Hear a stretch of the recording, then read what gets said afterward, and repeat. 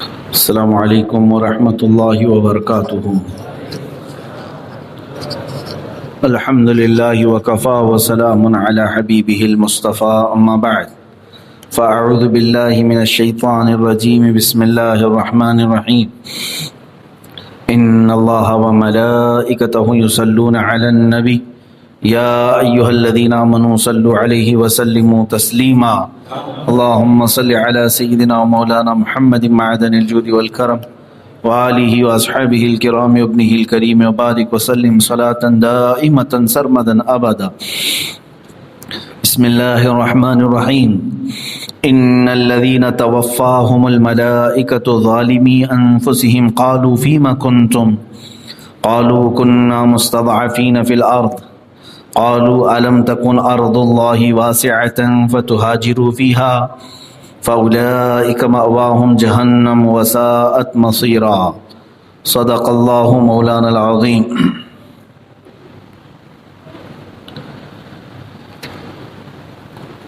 بے شک وہ لوگ جن کی جان فرشتے نکالتے ہیں اس حال میں کہ وہ اپنے اوپر ظلم کرتے تھے، ان سے فرشتے کہتے ہیں تم کاہے میں تھے؟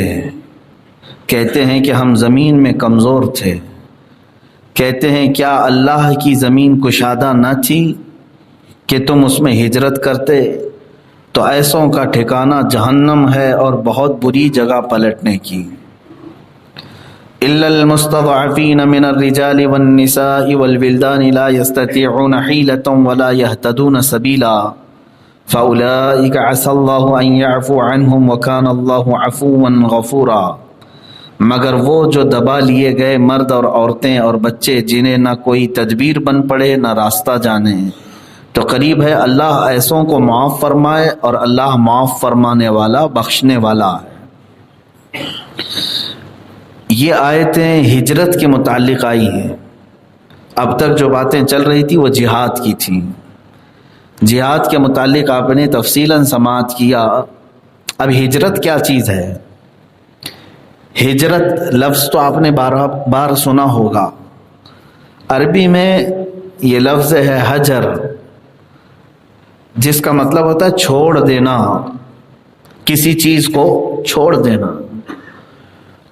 تو جب کوئی اپنا خاص وطن چھوڑ دیتا ہے اور دوسرے وطن کی طرف جاتا ہے تو اسے ہجرت کہتے ہیں، جس کو آپ مائیگریشن سمجھ لیں، انتقال مکانی، ایک جگہ سے دوسری جگہ شفٹ ہو جانا، ٹرانسفر ہو جانا، یہ ہجرت ہے۔ لیکن جو ہجرت کا لفظ قرآن پاک میں یا احادیث میں آیا ہے وہ صرف شفٹنگ والا معاملہ نہیں ہے، بلکہ ایک ہجرت دینی ہجرت ہے، اور ایک ہوتی ہے اپنے معاملات کے لیے ہجرت۔ مثال کے طور پر اگر کوئی اپنا وطن چھوڑ کر دوسرے وطن جا رہا ہے نوکری کے لیے، تو یہ بھی ایک ہجرت ہوئی، اپنا وطن چھوڑ دیا دوسری جگہ گیا۔ لیکن وہ اسلامی ہجرت نہیں ہے جس پر ثواب ہے۔ ہجرت پر بہت بڑا ثواب ہے کہ جو ہجرت کیا اللہ تعالیٰ اس کو جنت کا مژدہ سناتا ہے کہ اس کے لیے جنت کے دروازے سب کھول دیے جائیں گے جو ہجرت کیا۔ تو اس ہجرت میں وہ لوگ نہیں ہیں جو شادی کرنے کے لیے ہجرت کر گئے، سسرال وہاں تھی وہاں جا کر کے ہجرت کر گئے۔ ویسے دیکھا جائے تو ساری بیویاں عورتیں وہ مہاجری کہلائیں گی، سب تو اپنا میکہ چھوڑ کر کے آئی ہوئی ہیں، ہجرت کر کے ہی آئی ہیں۔ تو یہ ہجرت نہیں ہے۔ جو قرآن پاک میں ہجرت کا معنی آیا ہے وہ ایسی جگہ پر آپ تھے جہاں کفار و مشرکین کا ظلم و ستم تھا، وہاں شعائر اسلام پر عمل کی وہ اجازت نہیں تھی، نہ آپ کھلے طور پر نماز پڑھتے تھے، نہ آپ کو اذان کی اجازت تھی، نہ قرآن کی تعلیم کی۔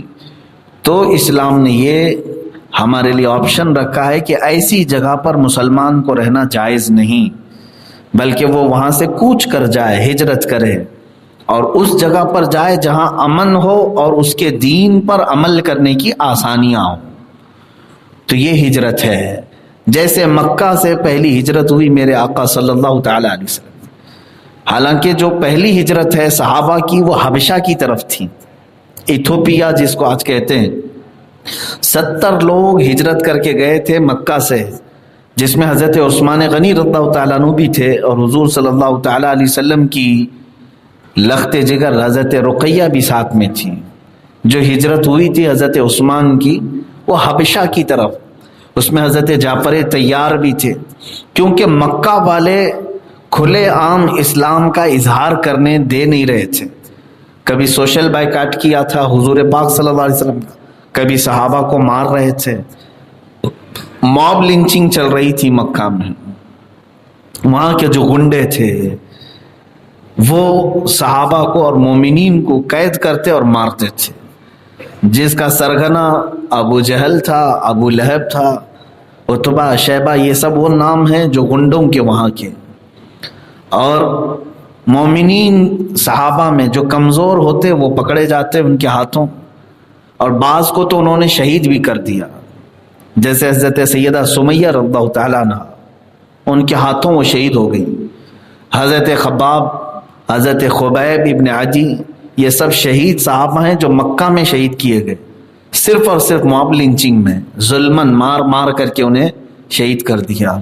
کچھ صحابہ بچے، ان کے ظلم کو تو سہا، جیسے حضرت بلال حبشی رضی اللہ تعالیٰ، ظلم تو ان پر بھی بہت ہوا، لیکن وہ جاں بحق نہیں ہوئے، بچے اور مدینہ ہجرت کر کے آئے۔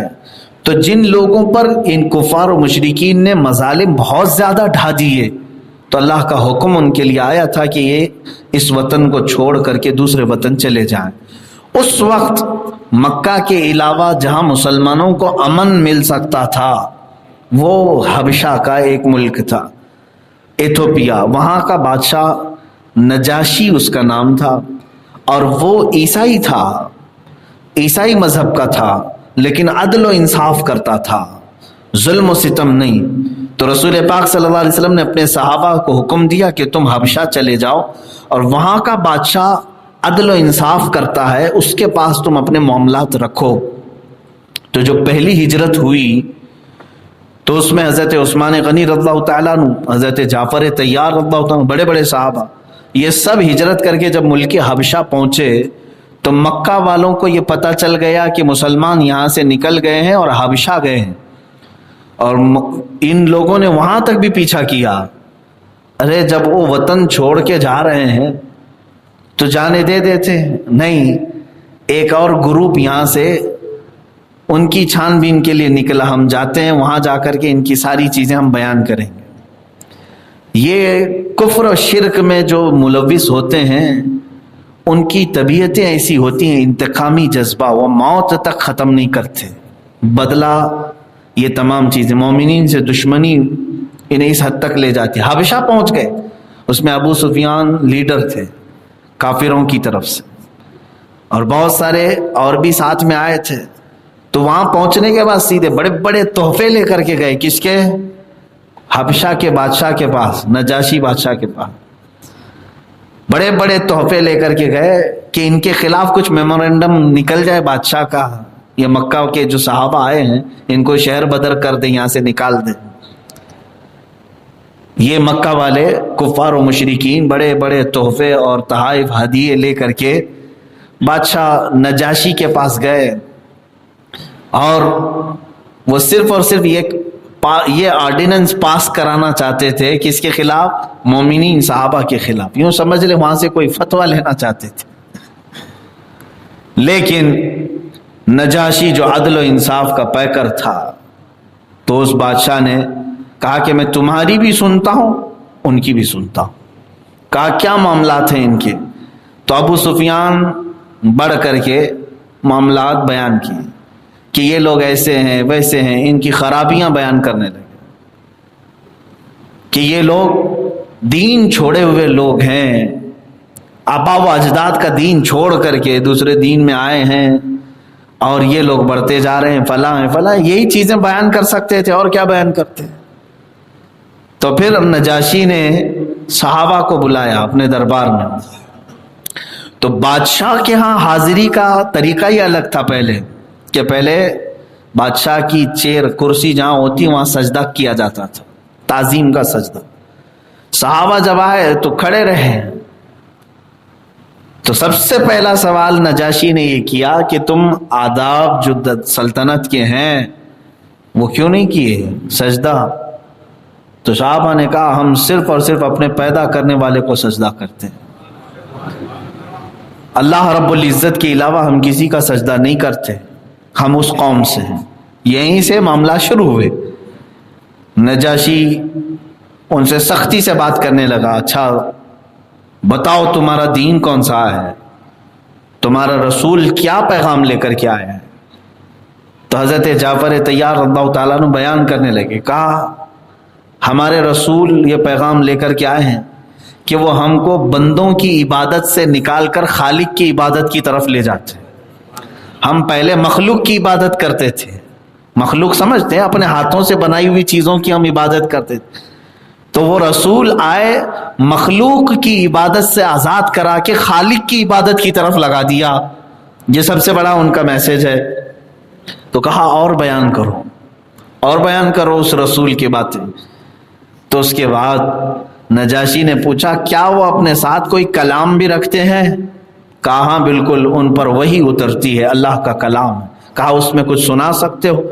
حضرت جعفر طیار رضی اللہ تعالیٰ عنہ سنانے لگے، طٰہٰ ما انزلنا علیک القرآن لتشقیٰ الا تذکرۃ لمن یخشیٰ۔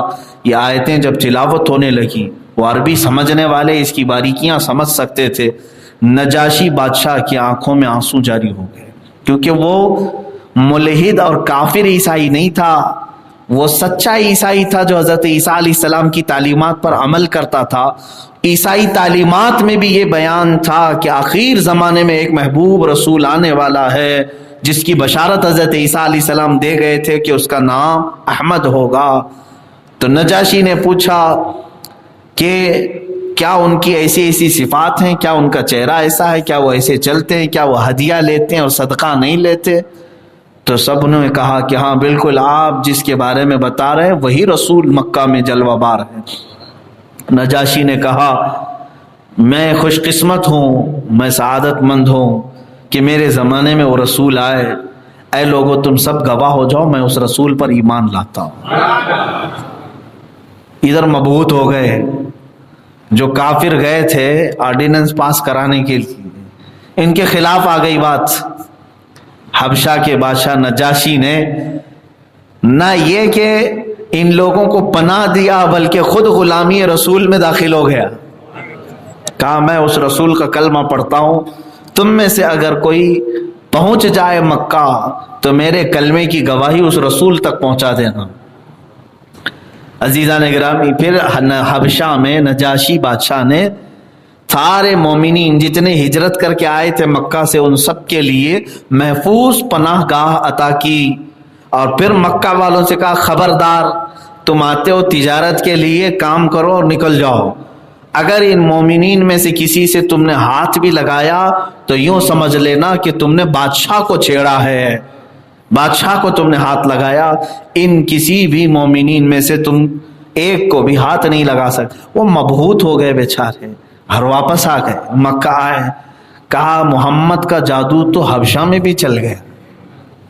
یہ کہنے لگے معاذ اللہ رب، پہلے سے کہتے تھے کہ ان کی زبان میں کچھ جادو ہے، جس سے بھی بات کرتے ہیں اس کے دل کو موہ لیتے ہیں۔ حضور پاک صلی اللہ تعالیٰ علیہ وسلم کو جادوگر کہہ کر کے پروپیگنڈا پھیلاتے تھے، اور جب ان کی حبشہ میں بھی نہیں چلی تو واپس مکہ والوں نے پوچھا کیا بنا، نجاشی نے تمہاری کوئی بات سنی؟ کہا نہیں، محمد نے مکہ میں بیٹھ کر کے وہاں پر بھی جادو کر دیا۔ یہ ان لوگوں کی شکست کے بعد یہی جملہ ہوتا ہے میرے عزیزو، الحق یعلو ولا یعلی علیہ، کہا گیا حق بلند ہو کر رہتا ہے، اس پر کوئی غالب نہیں آئے گا۔ ہاں تھوڑی دیر کے لیے چاند کو بھی گہن لگتا ہے، لیکن جب چھٹتا ہے تو پھر وہ آب و تاب کے ساتھ چمکتا بھی ہے۔ رسول پاک صلی اللہ تعالیٰ علیہ وسلم کے صحابہ پر تھوڑی دیر کے لیے آفات آئیں، مصیبتیں آئیں مکہ میں، لیکن پھر اللہ تبارک و تعالیٰ نے یہ ساری مصیبتوں کو نکال کر ان کی فضیلت میں فرمایا یہ آسمانی ہدایت کے ستارے ہیں، تم جس کی بھی پیروی کرو گے ہدایت پا جاؤ۔ ان صحابہ کو بڑی بلند مقامات پر فائز کیا گیا۔ اب ایک ہجرت یہ تھی، کون سی؟ حبشہ۔ ہجرت کا بیان چل رہا ہے اس لیے میں عرض کر رہا ہوں، مکہ سے ہجرت کر کے کہاں گئے تھے؟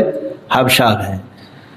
اب اس کے 3 سال یا 4 سال کے بعد ہی موقع ایسا آ گیا کہ خود رسول کریم صلی اللہ تعالی علیہ وسلم کو حکم ہو گیا کہ آپ مکہ سے ہجرت کر کے مدینہ چلے جائیں۔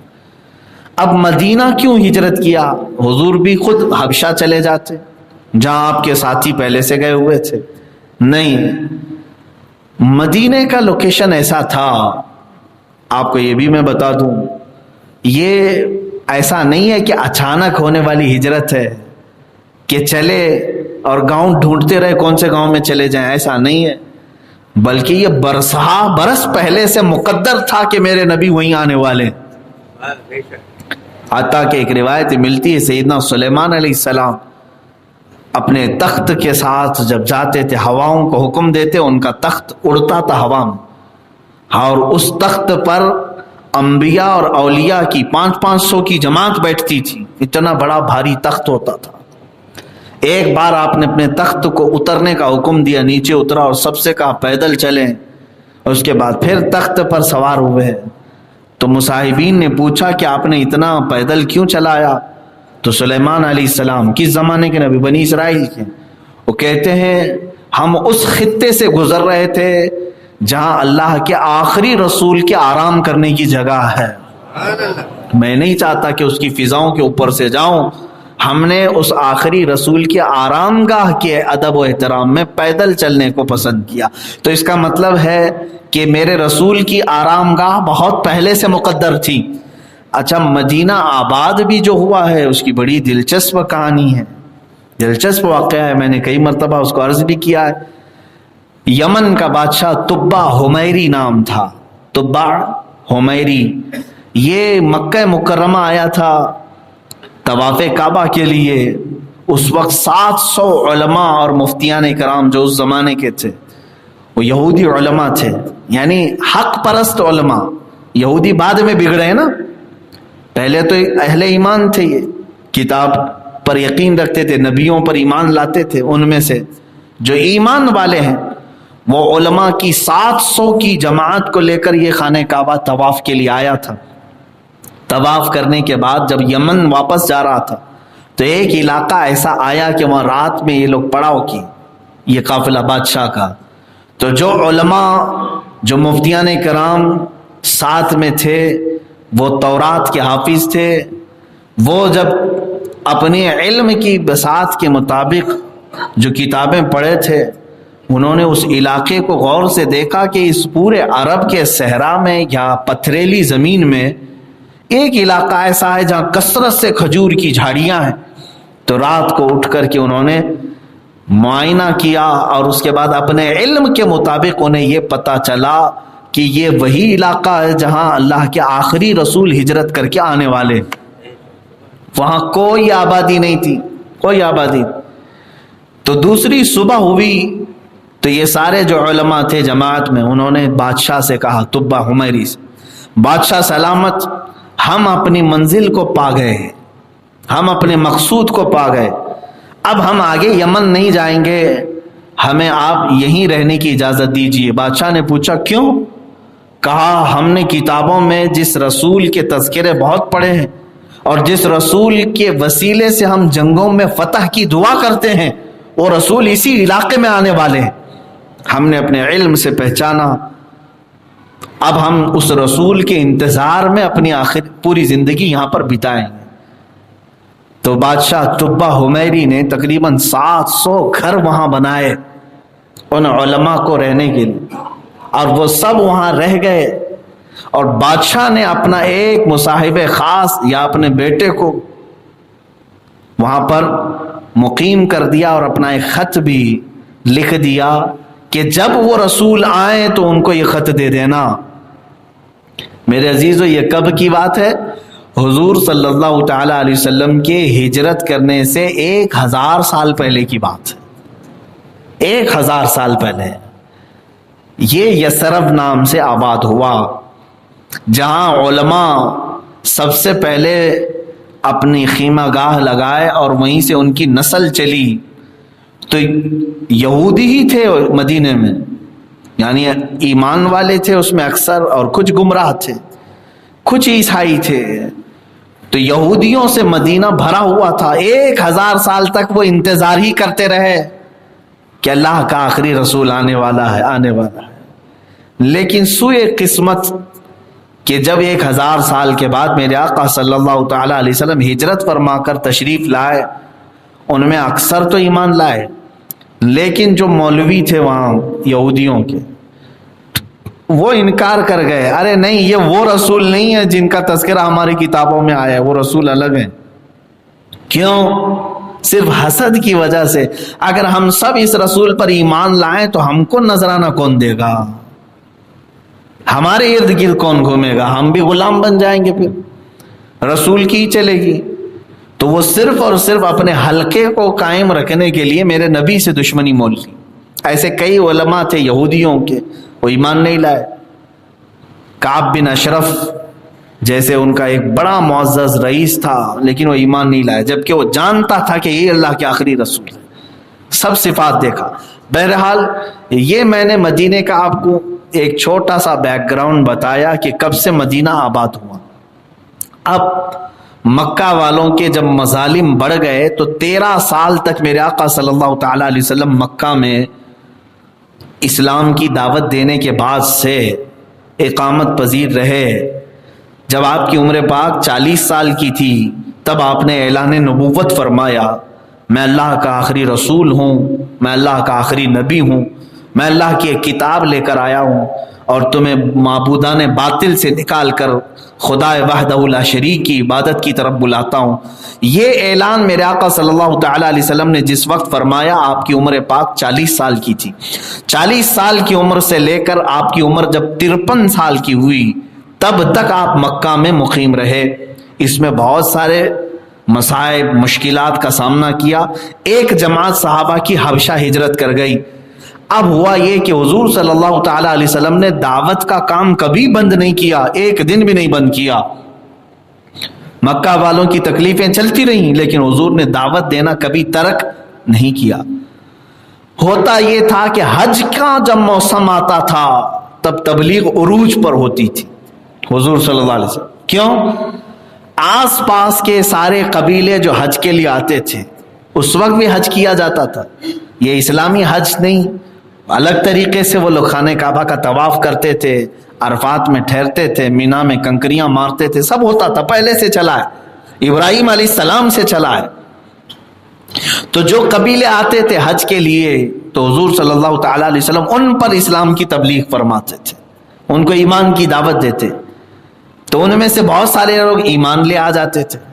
تو یہ حضور صلی اللہ تعالی علیہ وسلم کے لیے سب سے بہتر وقت تھا تبلیغ اسلام کے لیے، حج کا موسم. مدینے سے بھی کچھ لوگ آئے حج کے لیے، 12 لوگ آئے تھے. حضور صلی اللہ تعالی علیہ وسلم نے ان پر اسلام پیش کیا. وہ 12 کے 12 پورے ایمان لے آئے. 12 کے 12 حضور صلی اللہ علیہ وسلم پر ایمان لائے. اور ایسے 12 تھے کہ ان میں سے ہر ایک حضور کا سفیر بن کر مدینے گئے. ہر ایک بھی ایسا نہیں ہے کہ صرف جیسے اسلام لائے اور اپنے گھر میں رہ گئے، بلکہ واپس آتے ہی چند مہینوں کے بعد وہ لوگ مدینہ طیبہ سے 70 لوگوں کو دوبارہ لے کر آئے. یہ 12 لوگ 70 لوگوں کو لے کر کے آئے مکہ مکرمہ. حضور صلی اللہ تعالی علیہ وسلم نے ان 70 لوگوں پر ایمان پیش کیا، اسلام پیش کیا، تو یہ پورے 70 اسلام میں داخل ہوئے.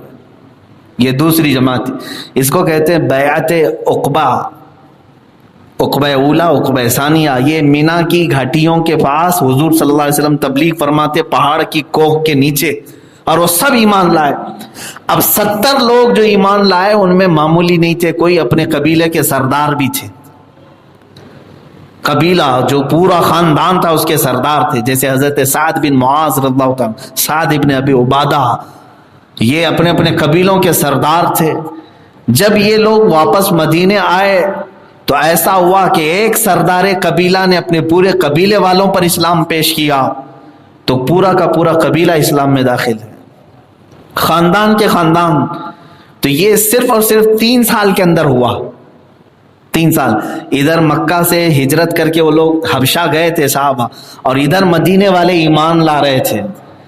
اب 3 سال میں مدینے میں ایمان والوں کی کثرت ہو گئی، اور مدینے والے اوروں کی طرح نہیں تھے بلکہ وہ نرم دل تھے۔ آج بھی نرم دل ہے، آج بھی نرم دل ہے۔ مدینے والوں میں مہمان نوازی زیادہ تھی، وہ لوگوں کی مہمان، کیونکہ میں یہ بھی آپ کو بتا دوں، جو جنکشن ہوتا ہے نا سفر میں، عام طور پر آپ دیکھیں وہاں مسافروں کو کھلانے پلانے کا رواج زیادہ ہوتا ہے۔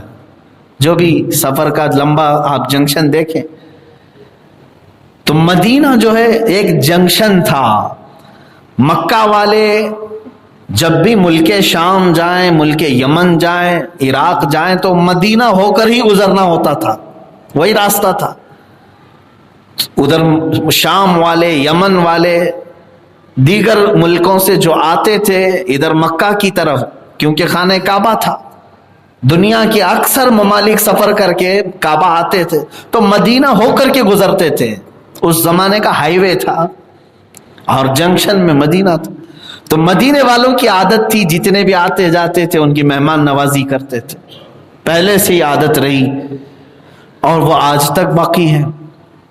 اب ہوا یہ کہ مدینہ ایک سیف جگہ بن گئی ایمان والوں کی، اور اس میں کمزور لوگ نہیں تھے، طاقتور بھی تھے، پیسے والے لوگ بھی ایمان لائے تھے، قبیلوں کے سردار بھی ایمان لائے تھے۔ اس وجہ سے یہ تمام لوکیشن کے اعتبار سے سب سے بہترین جگہ مدینہ تھی، اس کا نام یثرب تھا۔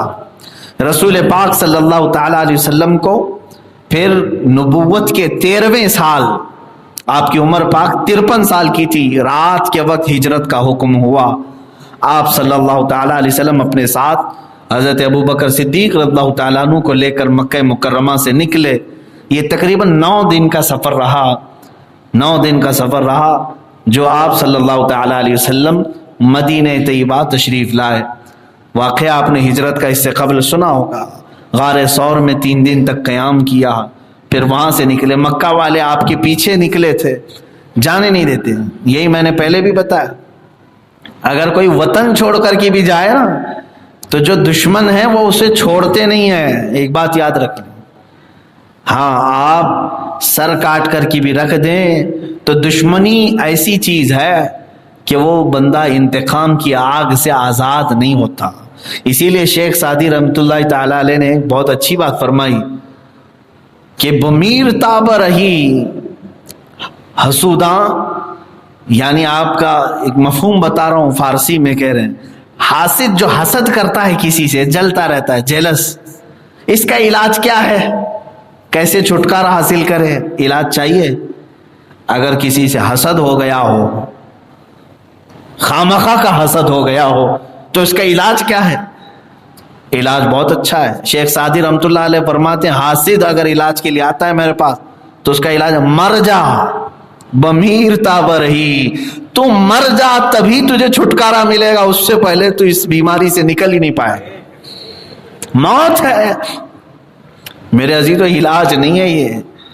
ہاں، شیخ سعدی رحمۃ اللہ تعالی علیہ کی بات، اس سے ڈرو کہ اگر انتقامی جذبہ ہو تو جیسے کفار مکہ موت تک اسی آگ میں جھلستے رہے، موت تک کیا کیا نہیں دیکھا انہوں نے۔ ارے میاں، ہم تو ایک کرامت دیکھنے کے لیے ترستے ہیں، ہاں، اور مکہ والوں نے چاند کے ٹکڑے ہوتے ہوئے دیکھا۔ انتقامی آگ ایسی ہے کہ آنکھیں اندھی کر دیتی، سورج کو پلٹتے ہوئے دیکھا، پتھروں کو بولتے ہوئے دیکھا۔ یہ مکہ والوں نے اپنے کانوں سے سنا بھی ہے، دیکھا بھی ہے، آنکھوں سے دیکھا بھی ہے، حتیٰ کہ جانور کو حضور صلی اللہ تعالی علیہ وسلم سے خطاب کرتے ہوئے دیکھا ہے، بات کرتے ہوئے دیکھا ہے مکہ والوں۔ کیا ایسی کوئی چیز آپ نے دیکھا ہے؟ مکہ والوں کو سب دکھا دیا گیا، یہاں تک کہ ان لوگوں کو یہ بھی معلوم تھا کہ نبی کونین صلی اللہ تعالی علیہ وسلم نے اپنی انگلیوں سے پانی کے چشمے جاری کرے ہیں۔ کیا یہ چیز معمولی ہے؟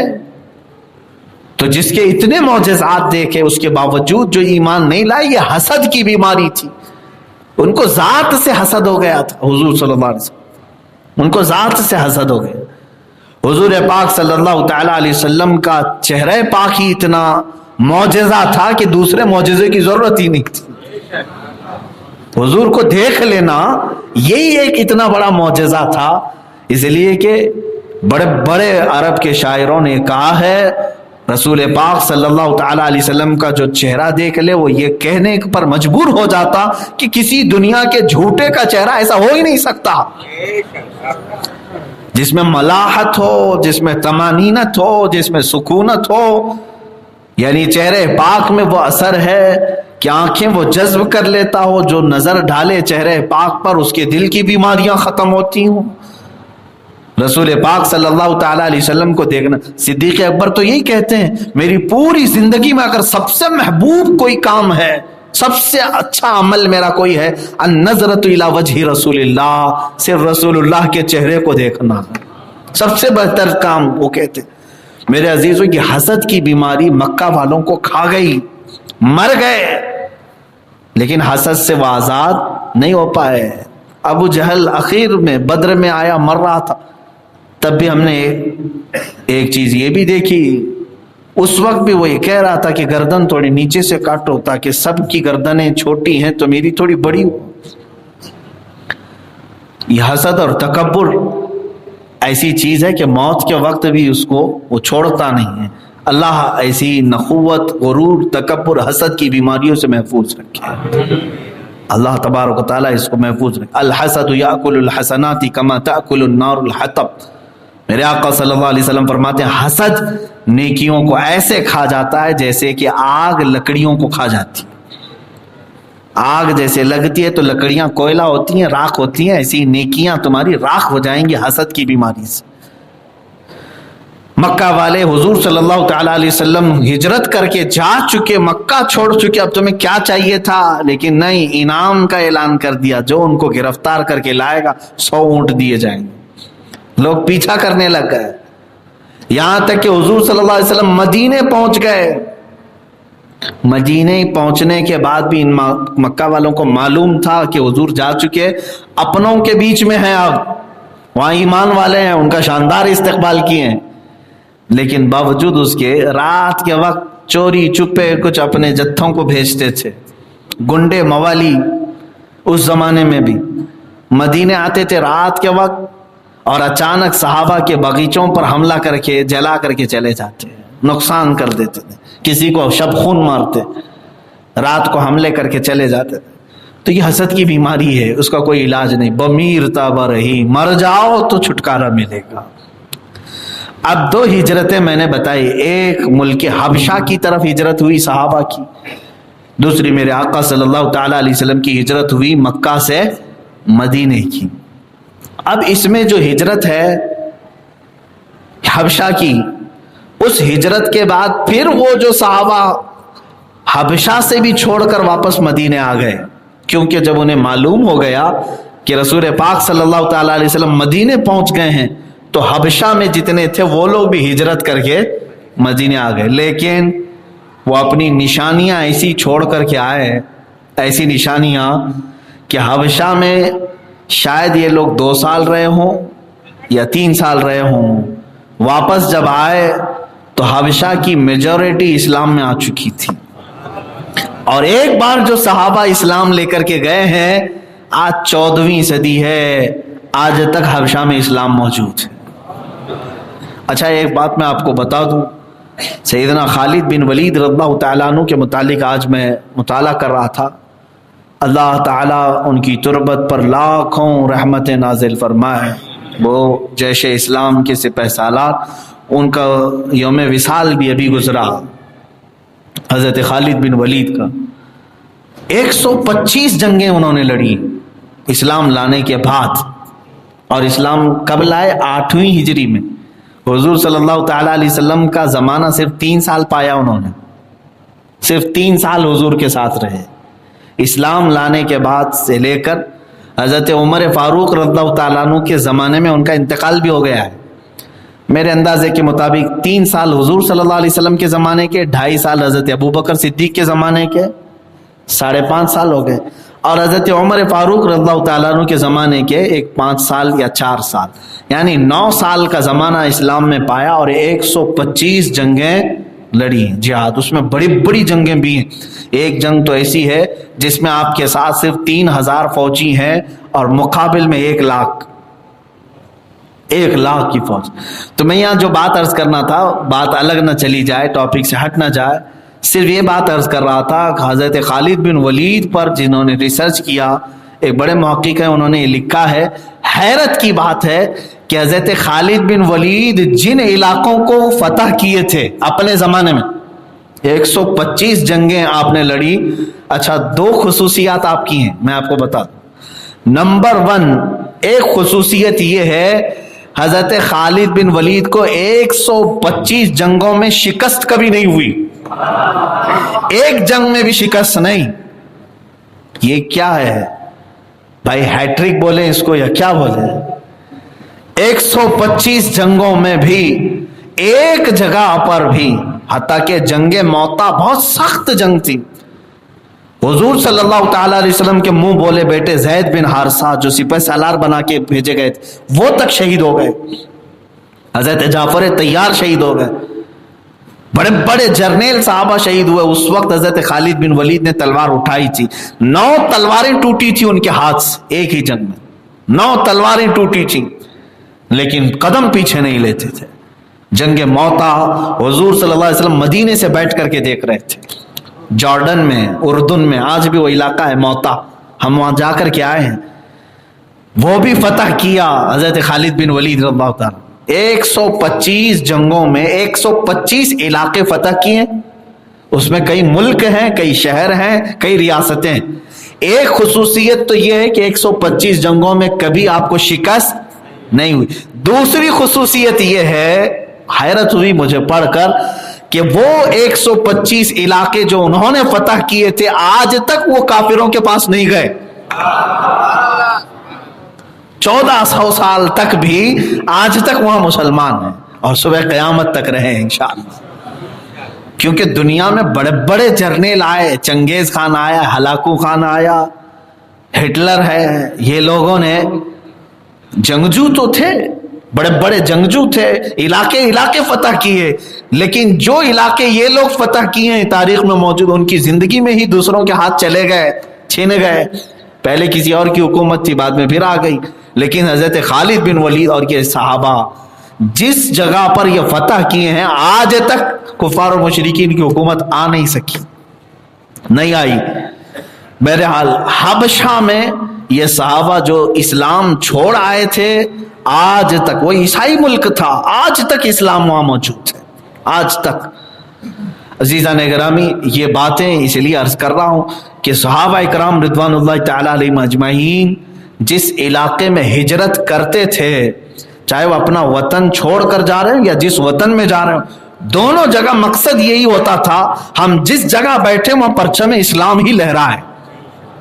وہ جس علاقے میں بیٹھے، تو صحابہ واپس مدینے آ گئے. اب جو تفسیر کا لب لباب خلاصہ ہے، میں نے آیت تو پڑھ دیا، اب اس پر جو بات کرنی تھی وہ یہی ہے. میں نے ہجرت کو بتا دیا، 2 ہجرتیں مشہور ہیں، ایک حبشہ کی ہجرت اور ایک مدینے کی ہجرت.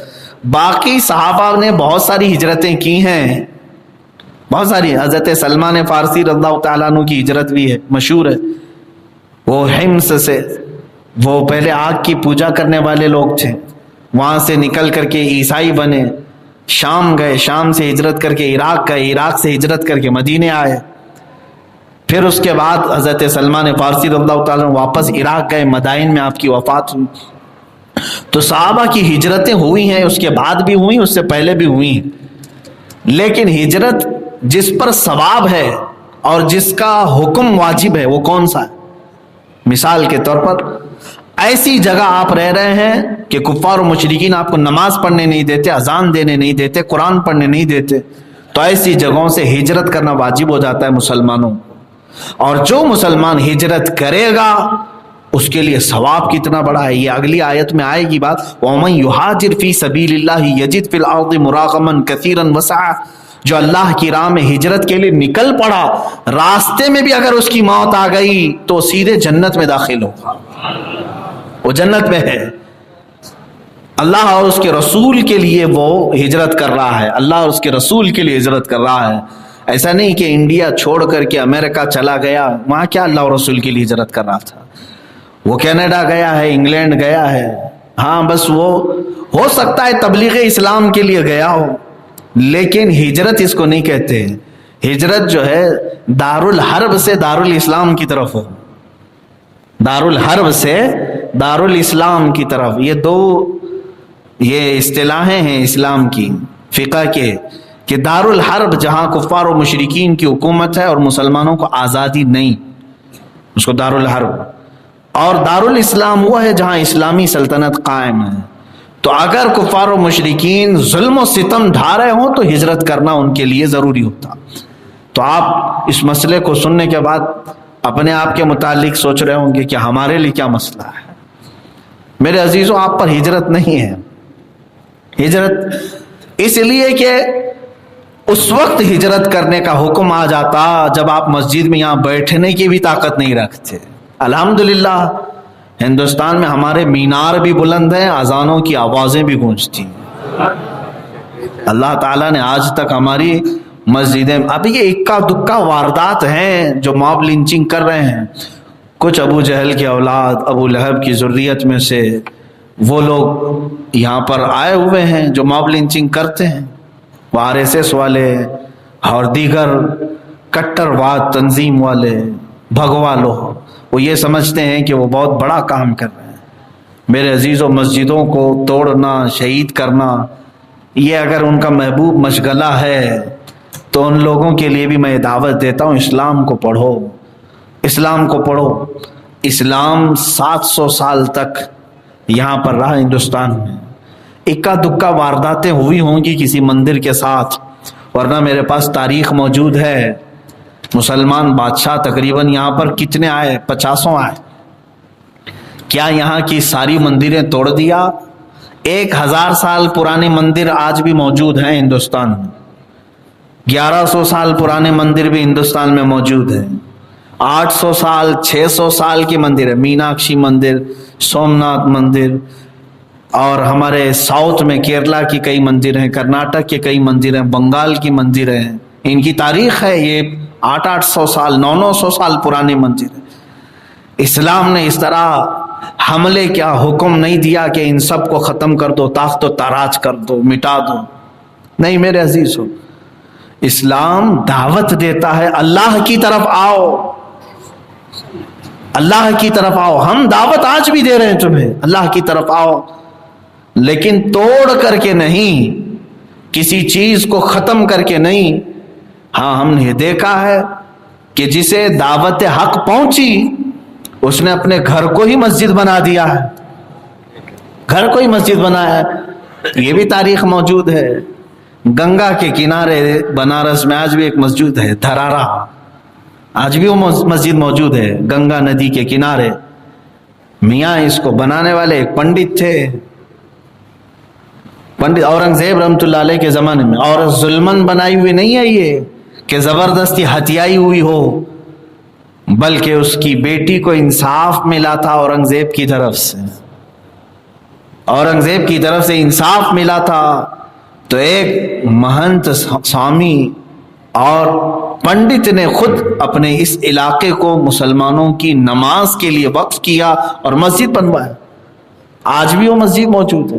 ہم دعوت دینے کا کام کرتے ہیں، توڑ کر کے بنانے کا نہیں۔ یہ تو تم نے واویلا مچایا ہے کہ یہاں رام مندر کو توڑ کر کے بابری مسجد بنائی، اس کا کوئی پروف یا ایویڈنس ہم کو اب تک نہیں ملا۔ ارے ایک پہلے کا کوئی فوٹو بھی نہیں ہے تمہارے پاس، پہلے دکھتی کیسے تھی رام مندر؟ 500 سال پہلے کی بات کر رہے ہیں نا، کوئی چیز نہیں۔ لیکن یہ تو دنیا میں سبوں نے دیکھا کہ وہاں پر مسجد تھی، مسجد تو قائم تھی، جس کی گنبدوں پر چڑھ کر کے تم نے توڑا ہے، یہ تو موجود ہے۔ مندر کس نے توڑا یہ تو اب تک معلوم نہیں، اور نہ ہی پروف ہو سکا، آج تک معلوم نہیں۔ ارے تم کھود کھود کر کے زمین سے نہیں نکال سکے کوئی چیز۔ بہرحال ایک ظلم کی داستان لکھنے جا رہے ہیں، یہ ہوگا۔ ظلم کبھی کبھار کرسیوں تک آتا ہے، عیش کر لو، 4 دن کی زندگی ہے۔ ہاں وقت تمہارا ہے ساتھ میں انشاءاللہ، اللہ نے چاہا تو پھر اللہ تبارک و تعالیٰ انصاف کو قائم فرمائے گا، عدل و انصاف پھر سے قائم ہوگا۔ ہاں کسی کے ساتھ ظلم کرو تو زیادہ دن تک یہ ظلم کی داستانیں نہیں چلتی، اس کی عمر تھوڑی سی ہوتی ہے۔ چنگیز خان کی قبر کہاں ہے یہ کسی کو پتہ ہی نہیں، ہلاکو خان کہاں مر کر کے مٹی میں دبا ہوا ہے یہ بھی پتہ نہیں۔ اچھا یہ بھی میں بات بتاؤں، یہ لفظی جملے نہیں کہہ رہا ہوں میں، یہ کون ہوتے ہیں یہ جو چینل چلاتے ہیں، اس میں جغرافک جو دکھاتے ہیں، ڈسکوری چینل والے، جیو والے یا جغرافک چینل چلاتے، ان لوگوں نے ریسرچ کیا ہے، زمین ڈھونڈا ہے، چنگیز کی قبر کہاں ہے، نہیں ملی ان کو، چنگیز خان کی یا ہلاکو خان کی، ڈسکوری والے ڈھونڈتے رہے نہیں ملا۔ اور ہمارے بھی چنگیز جائیں گے ویسی ہی، اور پتہ نہیں چلے گا۔ لیکن 800 سال پہلے فقیرانہ زندگی گزار کر گدڑی پہن کر کے بھی ایک درویش اجمیر میں سویا ہے، تو آج تک سارے لوگ جانتے ہیں، آج تک سب کو پتا ہے۔ اجمیر گیا ہو نہ گیا ہو، کسی بچے سے بھی پوچھیں کہ غریب نواز کہاں رہتے ہیں، سیدھے بتائے گا اجمیر میں رہتے ہیں۔ بے نشانوں کا نشان مٹتا نہیں، مٹتے مٹتے نام ہو ہی جائے گا۔ اے رضا ہر کام کا ایک وقت ہے، دل کو بھی آرام ہو ہی جائے گا۔ عزیزان گرامی اوقات، میں ہجرت کی بات کہہ رہا تھا، ہمارے لیے ہجرت اس وقت ہوگی جب اسلام پر عمل کرنے کی اجازت نہ ہوگی۔ ہمارا سنویدھان، ہمارا قانون، ہمارا لا جو انڈیا کا، بھارت کا بنا ہوا ہے، اس میں سارے دھرم والوں کو، سارے مذہب والوں کو یکساں طور پر عمل کرنے کی اجازت ہے۔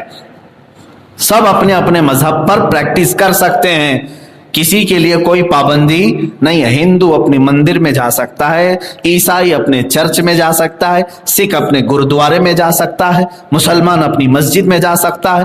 سارے لوگ اپنے اپنے مذہب کو فالو کرتے ہوئے اپنے ایکٹیویٹیز بھی کر سکتے ہیں، سب لوگ کر سکتے ہیں۔ یہ آزادی ہندوستان میں ہے، جس کی بنیاد پر ہم دعا بھی کرتے ہیں ہمارے اس وطن عزیز کے لیے کہ اللہ تعالی ہمیں ایک بار غلامی سے نکالا ہے، آزاد ہندوستان عطا کیا ہے، مولا تعالی اس آزادی کو صبح قیامت تک برقرار رکھے۔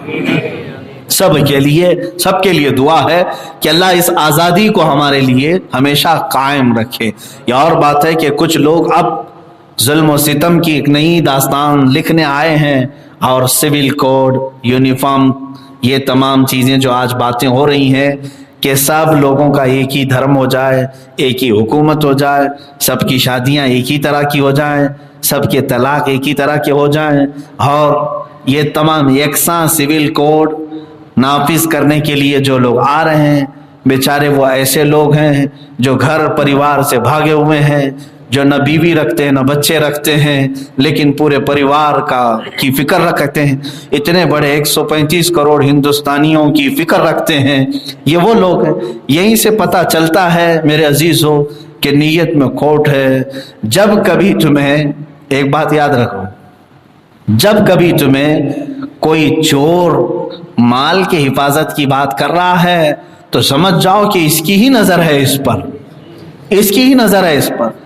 ہاں یہ ہم نے بعض جگہوں پر سنا بھی ہے، بھیڑ بھاڑ میں کچھ لوگ اعلان کرتے ہیں کہ جیب سنبھالو جیب سنبھالو، بعد میں ہمیں پتہ چلا کہ اس کا راز یہ ہے کہ جس کے پاس مال ہوتا ہے وہ اپنے ہاتھ دباتا ہے جیبوں پر، چور اسی کے انتظار میں رہتا ہے کہ کس کے پاس مال ہے اسی کو دبوچا جائے۔ تو یہاں سے اعلان جو ہو رہے ہیں ابھی، یہ اسی لیے کہ کتنے غیور مسلمان ہیں وہ جلدی جلدی اپنے قرآن پر ہاتھ رکھیں گے، انہیں پکڑا جائے انہیں مارا جائے۔ یہ چور اس طرح کی حرکتیں بار بار کرتا ہے، اس کی نیت پر ہمیں کوئی یقین نہیں ہے، شک پہلے سے تھا اب بھی ہے اور گہرا ہو رہا ہے۔ اللہ تبارک تعالیٰ ظالموں کے پنجوں سے تمام لوگوں کو آزادی عطا فرمائے، سب محبت کے ساتھ اس وطن عزیز میں رہیں، ایک دوسرے کے ساتھ اپنے دکھ سکھ بانٹتے ہوئے جس طرح پہلے رہتے تھے اللہ ویسے ہی ان کو قائم رکھے۔ آخری بات یہ ہے کہ آیت کے ترجمے میں یہ ہے کہ فرشتے آئیں گے جب تمہاری جان قبض کرنے کے لیے، روح نکالنے کے لیے، تو کچھ ایسے لوگوں کے متعلق فرشتے کیا بشارت لے کر کے آتے معلوم؟ ایسی جگہ پر رہ رہا تھا جہاں اس پر ظلم تو ہو رہا تھا، لیکن وہ اسلام چھوڑ کر کے رہ رہا تھا، وہ اپنے آپ کو بدل کر کے رہ رہا تھا، یعنی ان کو خوش کرنے کے لیے ساری چیزیں کرتے چلا رہا تھا۔ ہاں، منافقت کی جو زندگی ہے یہ بھی چلتا ہے وہ بھی چلتا ہے، یعنی بیچ والے لوگ کانگریسی بن کر کے رہ رہے تھے۔ اور ایسے لوگوں کی میں یہ صرف یہ لفظ اس لیے عرض کرتا ہوں کہ سیکولرزم کے نام پر بہت سارے لوگوں کو بیچاروں کو ایسا بنا دیا گیا ہے، کوا چلا ہنس کی چال اپنی چال بھول گیا، اسے خود پتہ نہیں ہے کہ کہاں سے نکلا۔ یہ میں جملوں میں عرض کر رہا ہوں، بعد میں ان باتوں کی تحقیق کر لینا، وقت نکل جائے گا۔ میں آپ سے یہ کہہ رہا ہوں کہ فرشتے آئیں گے ایسوں کے پاس اور روح قبض کرتے وقت کیا کہیں گے، سنیں۔ قرآن کی آیت پڑھ رہا ہوں، ان الذین توفاہم الملائکۃ، بے شک فرشتے آئیں گے روح نکالنے کے لیے، کن کے پاس؟ ظالمی انفسہم، جو اپنے آپ پر ظلم کر چکے ہیں۔ کیسے؟ اسلام چھوڑ کر کے یا اسلام میں تھوڑا تھوڑا سا رہتے ہوئے، نام بدل لیا، وہ کر لیا، یہ کر لیا۔ تو فرشتے ان سے پوچھیں گے تم کس قوم کے ہو، کس قوم کے ہو تم، کہاں سے آتے ہو؟ وہ کہیں گے ہم تو مسلمان ہیں، تو ہم مجبور تھے، ہم پر ظلم ہو رہا تھا، کننا مستضعفین فی الارض، زمین ہم پر تنگ کر دیا تھا لوگوں نے، ہم مجبور تھے۔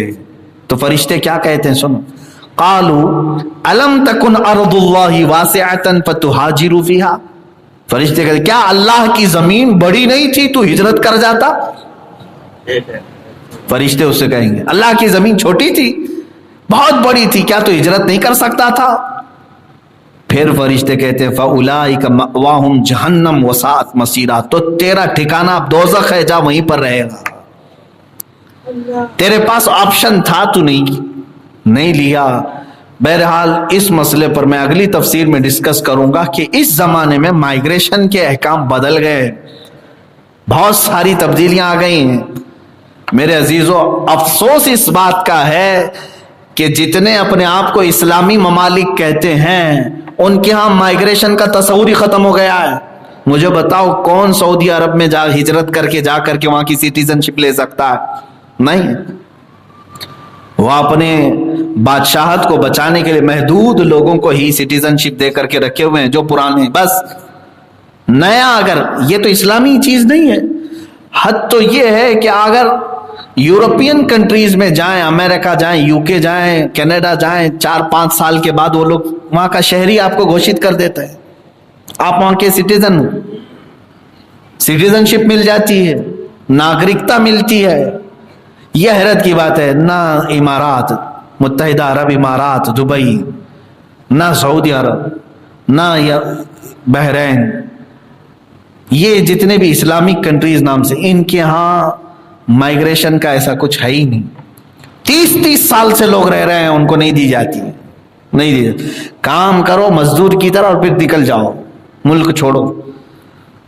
وہاں پر حالات تو یہ ہے کہ اپنے نام کی زمین تک خرید نہیں سکتا کوئی، 40 سال سے لوگ رہ رہے ہیں، نہیں خرید سکتے۔ کسی وہاں کے وطنی جو ہوگا اس کو کفیل بنا کر اس کے نام سے ہی تمہیں بزنس کرنا ہوگا، بڑے سخت ہیں۔ ایسے حالات انہوں نے بنائے ہیں، جبکہ اصل اسلامی معاملہ یہ تھا، مدینے کی حکومت یہ تھی، بلال اگر حبشہ سے آئیں تو مدنی کہلا رہے ہیں، سلمان اگر فارس سے آئیں تو مدنی کہلا رہے ہیں، صہیب روم سے آئے ہوں تو مدنی کہلا رہے ہیں۔ میرے عزیزو، الگ الگ ملکوں سے وہ ہجرت کر کے صحابہ آئے میرے آقا صلی اللہ علیہ وسلم کے جھیلوں میں، آپ کی رحمت میں، وہ سب کی ناگرکتا کیا ہو گئی؟ مدنی ہو گئی، سب مدینے کے رہواسی ہو گئے، ہمیشہ مدینے والے ہو۔ یہ اسلام ہے کہ مظلوموں کی اگر ہجرت ہوتی ہے تو انہیں ایکسیپٹ کیا جائے۔ اب جیسے تو یورپین کنٹریز میں جانے پر مجبور ہے، ملک شام کے ہزاروں نے لاکھوں مائیگریٹ کر کے اٹلی جا رہے ہیں، ڈنمارک جا رہے ہیں، جہاں جہاں وہ ریفیوجی کیمپس میں رکھتے ہیں ان کو، چند سالوں کے بعد ان کو سٹیزن شپ دیتے ہیں۔ ان ملکوں میں اگر کہیں کوئی ملک شام کے مظلوموں کو پناہ دینے والا نظر آتا ہے تو صرف ترکی ایک ملک ہے، اس نے بارڈر کھولے بھی اور اپنے ہاں مظلوموں کو لیا بھی، ان کو کام بھی دیا اور ان کو رکھا ہے، یہ اب کا ترکی۔